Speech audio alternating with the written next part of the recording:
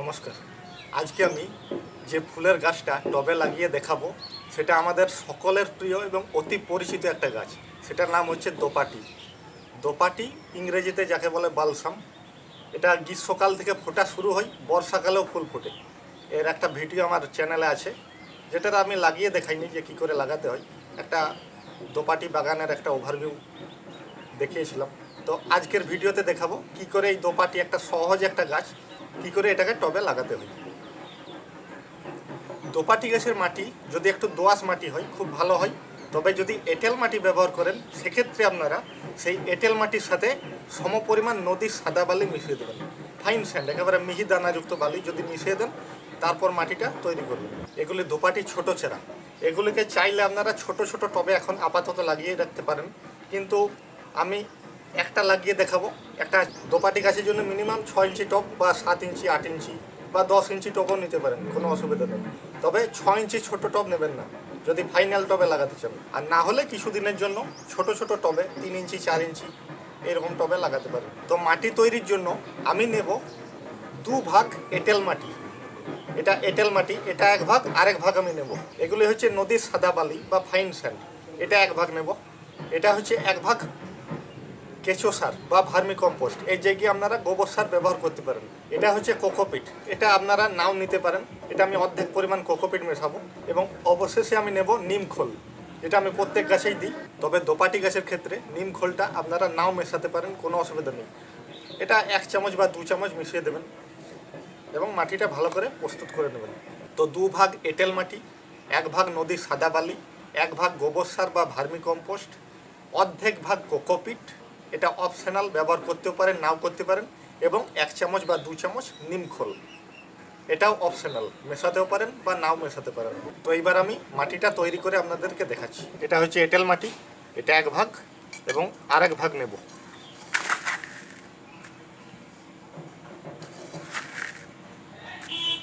এটা 2 ভাগ এঁটেল মাটি নিলাম, 1 ভাগ নদীর সাদা বালি, 1 ভাগ ভার্মি কম্পোস্ট বা কেঁচো সার, অর্ধেক ভাগ কোকোপিট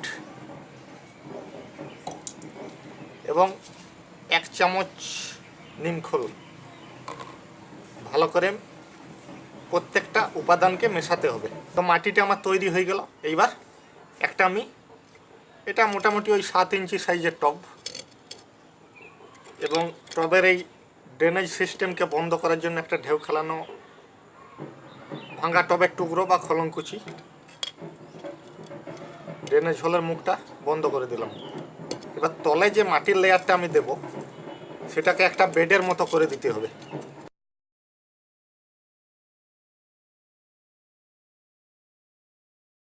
এইভাবে বেডের মতো করে দেওয়ার পর এবার আমি মাটিটা ঢালতে পারি। এবার আমি একটা চারাকে বসিয়ে দেখাচ্ছি আপনাদের।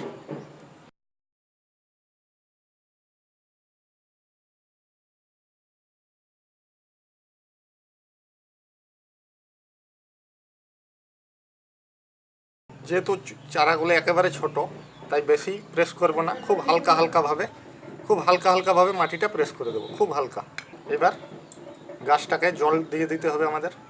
প্রথমবারে জল দিতে হবে, পুরো টবটা ভর্তি করে দিতে হবে জলে, যাতে পুরো মাটিটা ভিজে যায় এবং অতিরিক্ত জল এই ড্রেনেজ সিস্টেম দিয়ে বেরিয়ে যায়।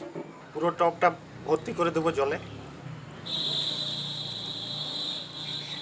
জল দেওয়ার ক্ষেত্রে যদি বোতল বা কোনো ঝাড়ি ব্যবহার করেন খুব ভালো হয়। কিছুক্ষণ আমাদেরকে ওয়েট করতে হবে যতক্ষণ না জলটা নিচের দিকে নেমে যাচ্ছে। নেমে যাওয়ার পর আবার জল দেবো। এবং বাকি আরও যে চারা আমি 10-12টা কিনে এনেছি সেগুলিকে এই ছোট ছোট টবে আপাতত আমি লাগাবো, পরে সেগুলিকে ট্রান্সপ্ল্যান্ট করবো আমি। তো গাছ লাগানো কমপ্লিট। এইবার প্রথম কাজ হচ্ছে গাছটাকে কোথায় রাখবো। এখন 1 সপ্তাহ গাছটিকে একেবারে ছাওয়া জায়গার মধ্যে রেখে দিতে হবে, যেখানে সূর্যের আলো খুবই কম আসে, না হলে কিন্তু গাছটা মারা যেতে পারে। 1 সপ্তাহ পর থেকে গাছটাকে আমরা ফুল সানলাইটে রাখতে পারি। তবে আমি পার্সোনালি আপনাদেরকে বলবো, এই যে আগামী যে গ্রীষ্মকাল আসছে, প্রচণ্ড গ্রীষ্মের দাবদাহ চলবে, একেবারে লু বইবে, এবং সেই লু থেকে গাছকে আমাদেরকে বাঁচাতে হবে। তাই চেষ্টা করবেন গাছটাকে সেমি শেডের মধ্যে রাখা। সেমি শেড অর্থাৎ যেখানে সূর্যের উজ্জ্বল আলো আসে কিন্তু প্রচণ্ড তাপ আসে না, সেই রকম জায়গায় যদি গাছটাকে রাখতে পারি আমরা গ্রীষ্মকালে, যদি আমরা গাছটাকে রাখতে পারি তাহলে কিন্তু এই গাছের পক্ষে ভালো হবে, ফুলও কিন্তু পাবো গাছ থেকে। এমন নয় যে সূর্যের আলো না রাখলে ফুল কিন্তু আসবে না। এবারে সেই গাছটাকে কখন আমরা জল দেব? গাছের উপরের মাটি যখনই শুকিয়ে আসবে তখনই গাছে আমাদেরকে জল দিতে হবে। গাছের মাটি, এই গাছের মাটি একেবারে শুকনো রাখা চলবে না, আবার ভিজে কাদা করাও চলবে না। একেবারে ভিজে কাদাও হবে না এবং শুকনো খটখটে হবে না। গাছটাকে তখনই জল দিতে হবে উপরের মাটি যখনই শুকিয়ে আসবে। হয় খুব সকালের দিকে, গ্রীষ্মকালের ক্ষেত্রে বলছি, খুব সকালের দিকে জল দেবেন, না হলে বিকেলের দিকে জল দেবেন। রোদের সময় একেবারে জল দেবেন না, কোনো গাছেই দেবেন না।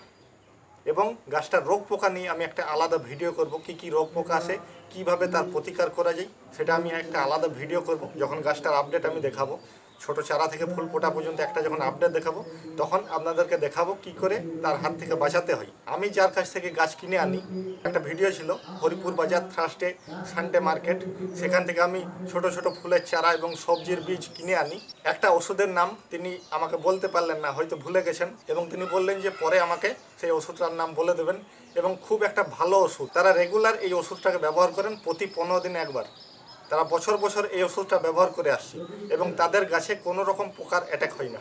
এবং পরবর্তীকালে আমি যখন ওষুধটার নাম জানতে পারবো যে ওষুধটার নাম কি, আপনাদের সামনে অবশ্যই সেটা আমি শেয়ার করব এবং কি করে সেটা ব্যবহার করতে হয় অবশ্যই দেখাবো। তো আজকের ভিডিও এখানেই শেষ করছি। আশা করি ভিডিওটি ভালো লেগেছে। যদি ভালো লেগে থাকে একটা লাইক দেবেন, চ্যানেলটিকে সাবস্ক্রাইব করেননি তাহলে প্লিজ চ্যানেলটিকে আমার সাবস্ক্রাইব করবেন এবং আমার ভিডিওগুলিকে আরও বেশি বেশি আপনাদের বন্ধুবান্ধব এবং আত্মীয় স্বজনের কাছে শেয়ার করবেন। ধন্যবাদ।